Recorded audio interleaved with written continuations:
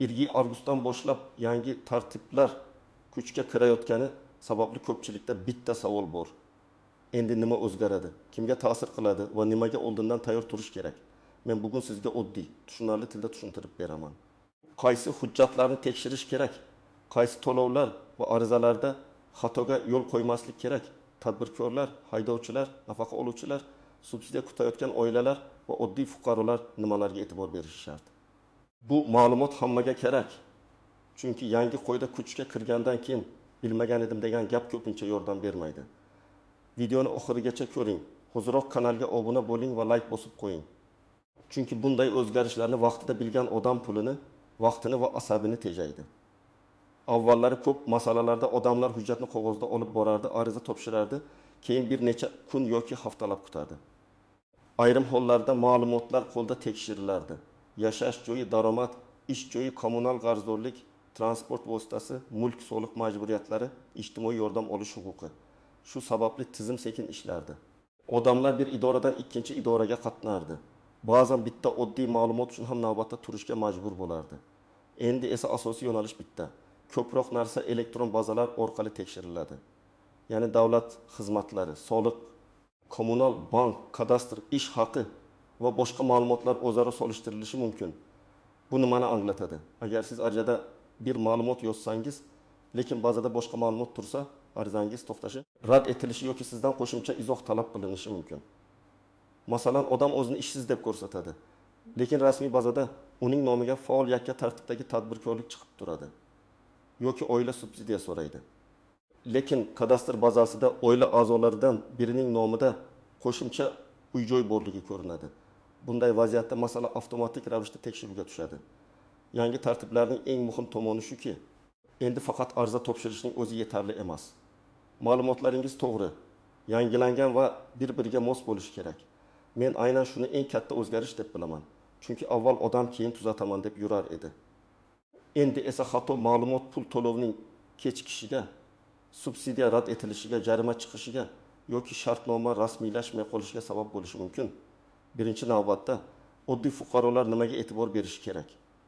Eng avvalo pasport yoki ID karta ma'lumotlari, doimiy yoki vaqtincha ro'yxat, telefon raqami, bank kartasi, soliq identifikatsiya raqami, kadastr ma'lumotlari va oilaviy holat haqidagi ma'lumotlarni tekshirish kerak. Juda ko'p muammo aynan mayda ko'rgan xatolardan chiqadi. Masalan, familiyada bitta harf boshqacha yozilgan bo'ladi. Tug'ilgan sana noto'g'ri kiritilgan bo'ladi. Eski telefon raqam bazada qolib ketgan bo'ladi. Natijada SMS kelmaydi, ariza tasdiqlanmaydi, to'lov o'tmaydi yoki tizim sizni boshqa shaxs bilan adashtiradi. Hayotiy misol keltiraman. Bir oila bolalar nafaqasiga ariza beradi. Otaning rasmiy ish haqi oyiga 2.500.000 so'm. Onaning daromadi yo'q. 3 nafar farzand bor. Oila o'ylaydi. Bizga nafaqa chiqish kerak. Lekin tekshiruvda otaning nomida 2012-yilda ochilgan, hozir ishlamayotgan yakka tartibdagi tadbirkorlik faoliyati borligi ko'rinadi. Tadbirkorlik yopilmagan, faol emas. Daromad yo'q, lekin bazada majburiyat sifatida turibdi. Shu sababli ariza savol ostida qoladi. Bunday holatda odam men ishlamayman deb og'zaki aytgani bilan ish bitmaydi. U soliq organiga murojaat qilib, faoliyat holatini aniqlashtirishi, kerak bo'lsa yopishi yoki daromad yo'qligini tasdiqlashi kerak bo'ladi.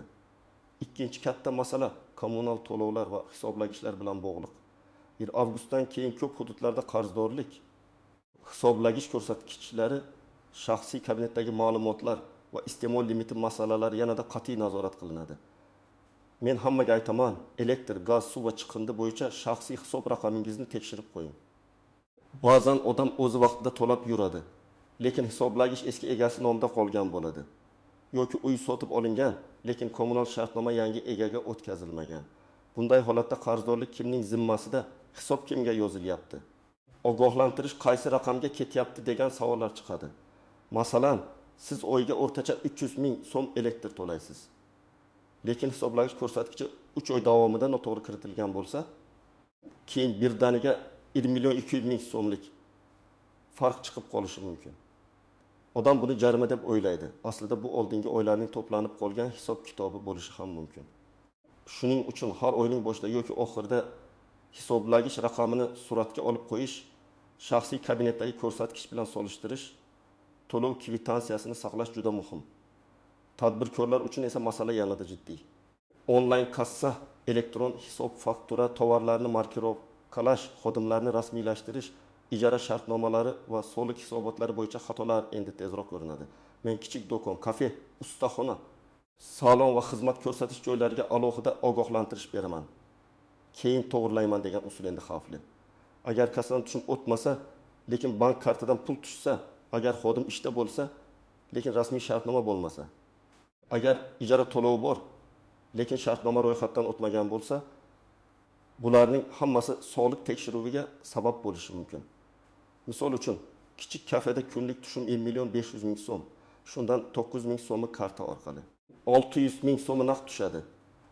Agar naqd pul kassaga urilmasa, oy oxirida bo'lgan 8 million so'mgacha tushum ko'rinmay qolishi mumkin. Bu oddiy texnik xato deb tushuntirilsa ham, hujjat bo'lmasa isbotlash qiyin. Shuning uchun tadbirkor har kuni kassa hisobotini yopishi, terminal tushumi bilan kassa tushumini solishtirishi, qaytarilgan tovarlar va chegirmalarni alohida qayd etish kerak. Haydovchilar ham befarq bo'lmasligi kerak. Transport vositasiga oid jarimalar, texnik ko'rik, sug'urta, ishonchnoma, avtomobil egasi va haqiqiy foydalanuvchi masalalari ko'p muammo tug'diradi. Avtomobil sizning nomingizda, lekin uni ukangiz yoki o'g'lingiz haydab yursa, jarimalar baribir avtomobil egasining hisobiga keladi. Ba'zi odamlar avtomobilni sotgan, lekin rasmiy qayta ro'yxatdan o'tkazmagan bo'ladi. Keyin yangi haydovchi qoidabuzarlik qiladi. Jarima eski egaga keladi. 1 avgustdan keyin elektron navbat kuchaygan sari bunday vaziyatlar ko'payishi mumkin. Oddiy misol, siz mashinani 9 so'mga sotdingiz, xaridor ertaga rasmiylashtiramiz dedi. Lekin 2 oy o'tib ketdi. Shu vaqt ichida 3 ta tezlik jarimasi, bitta noto'g'ri to'xtash jarimasi chiqdi. Siz mashinani sotganingizni aytasiz, lekin hujjat egasi hali ham sizsiz. Demak, muammo sizga keladi. Shuning uchun mashina, uy, yer, uskuna yoki boshqa yirik mulkni faqat og'zaki kelishuv bilan berib yubormaslik kerak. Rasmiy shartnoma va qayta ro'yxatdan o'tkazish eng asosiy himoya. Kimlar ko'proq xavotir olishi kerak? Birinchi guruh subsidiya, nafaqa, moddiy yordam yoki imtiyoz so'rayotganlar. Chunki ularning daromadi, mulki, oila tarkibi, ish holati tekshiriladi. Ikkinchi guruh kichik biznes egalari. Chunki ularda kassa, soliq, xodim va ijara masalalari ko'p uchraydi. Uchinchi guruh kommunal qarzdorligi bor yoki uy hujjatlari eski egasi nomida qolgan odamlar. To'rtinchi guruh avtomobilni sotganlar, lekin rasmiylashtirmaganlar yoki jarimalarni yig'ib qo'ygan haydovchilar. Beshinchi guruh chet elga chiqish. Kredit olish, ipoteka, subsidiya yoki litsenziya masalasida hujjat topshirmoqchi bo'lganlar. Kimlar unchalik xavotir olmasligi mumkin? Agar hujjatlaringiz tartibda bo'lsa, kommunal hisoblaringiz shaxsiy kabinetingizda to'g'ri ko'rinsa, qarzdorlik bo'lmasa, mashina va uy hujjatlari o'z nomingizda bo'lsa, tadbirkor bo'lsangiz kassa va soliq hisobotlari vaqtida topshirilgan bo'lsa, siz uchun yangi tartiblar katta muammo emas. Aksincha, ishlaringiz tezlashishi mumkin. Chunki elektron tekshiruv to'g'ri ma'lumotga ega odam uchun navbat va ortiqcha qog'ozbozlikni kamaytiradi. Endi eng muhim joyga kelamiz: istisnolar va ko'pchilik bilmaydigan nozik nuqtalar. Birinchidan, tizimda xato bo'lishi mumkin. Ya'ni har doim ham fuqaro aybdor bo'lavermaydi. Ba'zan eski ma'lumot yangilanmagan bo'ladi. Idoralar o'rtasida almashuv kechikadi. Bir xil ism familiyali odamlar chalkashadi. Kadastr yoki kommunal bazada texnik xato turadi. Lekin bunday holatda ham siz sukut saqlamasligingiz kerak. Xatoni ko'rsangiz, darhol murojaat qiling, ariza raqamini oling, javob muddatini yozib qo'ying. Ikkinchi nozik masala qarzdorlikning turi. Har bir qarz bir xil emas. Masalan, kommunal qarz, soliq qarzi, aliment, kredit, jarima yoki ijro hujjati bo'yicha qarz turli oqibatlarga olib keladi. Ba'zisi xizmatni cheklashi mumkin, ba'zisi hisob raqamga ta'sir qiladi. Ba'zisi chetga chiqish yoki mulk oldi sottisida muammo tug'diradi. Shuning uchun menda qarz bor, lekin qanaqa qarzligini bilmayman degan holat juda xavfli. Qarzning manbasini, summasini, sanasini, hisoblangan penya yoki jarimasini alohida aniqlash kerak. Uchinchi nozik jihat oila a'zolari ma'lumotlari. Ko'p yordam va subsidiyalarda faqat ariza beruvchining o'zi emas, balki turmush o'rtog'i, farzandlari, bir ro'yxatda turgan shaxslar yoki ayrim holatlarda bir xo'jalikda yashovchilar ham hisobga olinadi. Masalan, ayol nafaqa so'raydi, o'zi ishlamaydi, lekin turmush o'rtog'i nomida avtomobili va qo'shimcha yer maydoni bor. Yoki farzand voyaga yetgan ishlaydi, lekin hali ota-onasi bilan bir ro'yxatda turadi. Tizim buni ko'rib, oilaning umumiy holatini boshqacha baholashi mumkin. Shuning uchun ariza topshirishdan oldin oila tarkibi va ro'yxat masalasini aniqlashtirish kerak. 4-nozik jihat muddatlar. Ayrim odamlar men bugun topshirdim, demak bugundan kuchga kiradi deb o'ylaydi. Aslida ko'p xizmatlarda ko'rib chiqish muddati bor. Ayrim hujjatlar ma'lum sanadan boshlab amal qiladi. Ayrim to'lovlar keyingi oydan hisoblanadi. Masalan, subsidiya tasdiqlansa ham pul darhol tushmasligi mumkin. Yoki tadbirkor faoliyatini yopish uchun ariza bergan bo'lsa ham soliq majburiyatlari to'liq yopilmaguncha holat bazada turishi mumkin. Shu sababli har bir ariza bo'yicha qabul qilingan sana, ro'yxat raqami va yakuniy javob sanasini saqlab boring. 5-nozik masala og'zaki kelishuvga ishonish. Uy ijarasi, avtomobil sotish, ishga olish, xizmat ko'rsatish, qarz berish, ta'mirlash ishlari, hamkorlik kelishuvi, bularning hammasi hujjat bo'lmasa, keyin isbotlash qiyin bo'ladi. 1-avgustdan keyingi tartiblar elektron izlarni ko'proq hisobga olsa, og'zaki gap yanada kuchsizlanadi. Men har doim aytaman, kamida oddiy yozma shartnoma, to'lov kvitansiyasi, bank o'tkazmasi izohi, qabul topshirish dalolatnomasi yoki ariza nusxasi bo'lsin. Bu sizni himoya qiladi. Endi aniq nima qilish kerak? Birinchi qadam, shaxsiy hujjatlaringizni tekshiring. ID karta yoki pasport, propiska, nikoh yoki ajrim holati.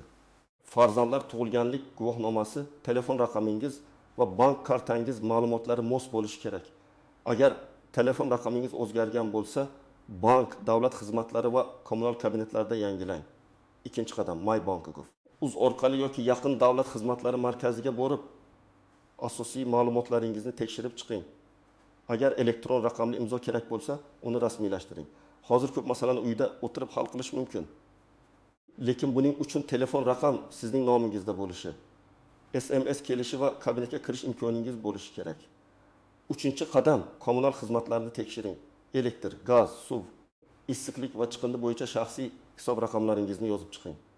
Har birida qarzdorlik bormi? Hisoblagich raqami to'g'rimi? Uy egasi kim deb turibdi? Oxirgi to'lov qachon bo'lgan, shularni ko'ring. Agar u yangi olingan bo'lsa, kommunal shartnomalarni o'z nomingizga o'tkazing. Hisoblagich ko'rsatkichlarini suratga oling va kamida 3 oy saqlang. 4-qadam, qarzdorliklaringizni aniqlang. Soliq, jarima, aliment ijro hujjati, kredit va kommunal qarzlarni alohida tekshiring. Agar qarz sizniki emas deb hisoblasangiz, og'zaki bahslashib yurmasdan yozma murojaat qiling. Murojaatda ism, familiyangiz, pasport yoki ID ma'lumotingiz, telefon raqamingiz, muammo mazmuni. Qarz summasi va qaysi asosda e'tiroz bildirayotganingizni yozing. Ilova sifatida kvitansiya, screenshot, shartnoma yoki boshqa dalilni qo'shing. 5-qadam, tadbirkor bo'lsangiz, buxgalteriya va kassa intizomini tartibga keltiring. Onlayn kassa ishlayaptimi? Chek chiqyaptimi? Terminal tushumi bilan kassa tushumi mosmi? Xodimlar rasmiylashtirilganmi? Ijara shartnomasi bormi? Elektron hisob faktorlar vaqtida yuboryaptimi? Shularni ko'ring. Agar markirovkalanadigan tovar sotsangiz, mahsulot kodlari va qoldiqni tekshiring. Bir kunlik xatom oy oxirida katta farq beradi. 6-qadam, avtomobil masalasini yopib qo'ying. Mashina sizniki bo'lsa, sug'urta, texnik ko'rik, jarimalar va ishonchnomalarni tekshiring. Mashinani sotgan bo'lsangiz, rasmiy qayta ro'yxatdan o'tganiga ishonch hosil qiling. Agar jarima noto'g'ri kelgan deb o'ylasangiz, belgilangan muddat ichida e'tiroz bering. Muddat o'tib ketgandan keyin masalani hal qilish qiyinlashadi. 7-qadam, ariza topshirishda shoshilmang. Avval qaysi hujjatlar kerakligini bilib oling.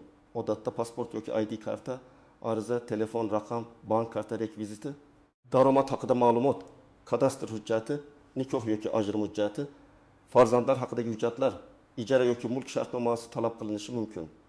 Har bir holatda ro'yxat farq qiladi. Shuning uchun davlat xizmatlari markaziga borishdan oldin telefon qilib yoki rasmiy saytdan tekshirib oling. 8-qadam, hamma javob va kvitansiyalarni saqlang. To'lov qilgan bo'lsangiz, kvitansiya o'chib ketmasin. Ariza topshirgan bo'lsangiz, ariza raqamini yozib qo'ying. Kim bilan gaplashgan bo'lsangiz, sana va vaqtni belgilang. Bank orqali pul o'tkazsangiz, izoh qismiga nimaga to'layotganingizni aniq yozing. Masalan, elektr qarzi, shartnoma bo'yicha avans deb yozish keyin dalil bo'ladi. 1-avgustdan keyingi yangi tartiblarning asosiy mazmuni shuki, ma'lumotlar aniq, hujjatlar tartibli, to'lovlar shaffof bo'lishi kerak. Kim hujjatini vaqtida tekshirsa, qarzini aniqlasa, kommunal hisobini solishtirsa, tadbirkor bo'lsa, kassasini to'g'ri yuritsa, avtomobil va mulk hujjatlarini rasmiylashtirsa, katta muammoga duch kelmaydi. Kim esa eski xatolarni yig'ib yursa, og'zaki kelishuvga tayanib yursa yoki keyin ko'raman desa, yangi tartiblar aynan o'sha joydan muammo chiqarishi mumkin. Men sizga tavsiya qilaman. Bugun hujjatlaringizni tekshiring. Qarzdorliklaringizni ko'ring. MyPokuf, Uz yoki davlat xizmatlari markazi orqali ma'lumotlaringizni aniqlashtiring. Agar xato topsangiz, uni kechiktirmasdan yozma tartibda tuzating. Izohlarni yozing. Sizningcha 1 avgustdan keyingi yangi qoidalar odamlar hayotini yengillashtiradimi yoki aksincha ko'proq muammo tug'diradimi?